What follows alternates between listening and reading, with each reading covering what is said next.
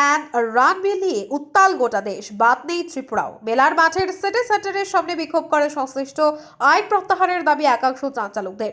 অতি সম্প্রতি সড়ক নিরাপত্তা প্রদানে অভিনব সিদ্ধান্ত গ্রহণ করে দেশে কেন্দ্রীয় সরকার হিট অ্যান্ড রান শীর্ষক বিলের খসড়া তৈরি করেছে এবং দাবি করা হচ্ছে এই বিল কার্যকরী হলে বা আইনে রূপান্তরিত হলে যদি কোনো চালক কোনো প্রকারের দুর্ঘটনা বা যান দুর্ঘটনা সংঘটিত করে তাহলে তার জন্য তাকে 10 বছরের কারাবাস সহ 10 লক্ষ টাকা জরিমানার সংস্থান রাখা হয়েছে।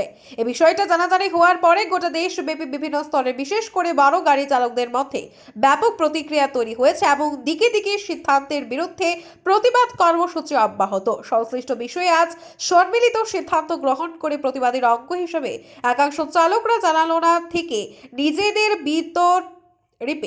নিজেদের বিরত রেখেছেন।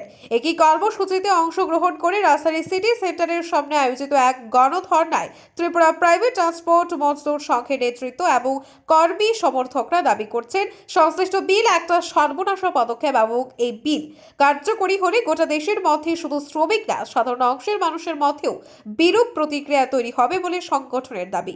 সার্বিক দিক বিবেচনা করে এই বিল প্রত্যাহার করে নেওয়ার দাবি উঠে আগরতলার মেলার মাঠের সিটি সেন্টারের সামনের এই বিক্ষোভ কর্মসূচি।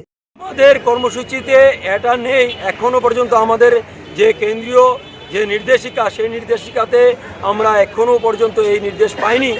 তবে আমাদের যেমন ভারতীয় মজদুর সংঘ কাজ করছে, বিভিন্ন শ্রমিক সংগঠনও কাজ করছে, বিভিন্ন শ্রমিক সংগঠনের যে রকম নির্দেশিকা আসছে সে তারা পালন করছে। আমাদের ভারতীয় মজদুর সংঘেরও যে সকল নির্দেশিকা আমাদের উপরে আসছে সেই নির্দেশিকা অনুসারে আমরা কাজ করছি।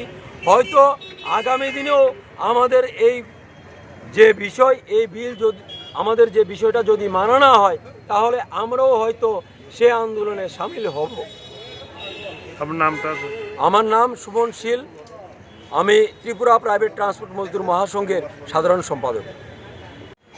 আমরা কেন্দ্রীয় গৃহমন্ত্রী মাননীয় শ্রী অমিত শাহজি যে খসড়া প্রস্তাব করেছেন সংসদে হিট অ্যান্ড রান বিল 2023, যে আইন লাগু হলে আমাদের যে বিশাল বড় সেক্টর ট্রান্সপোর্ট সেক্টর রয়েছে, আপনারা জানেন যে বিরাট বড় একটা শিল্প, সেই শিল্পের সাথে আমাদের ভারতবর্ষের বহু মানুষ যুক্ত আছে।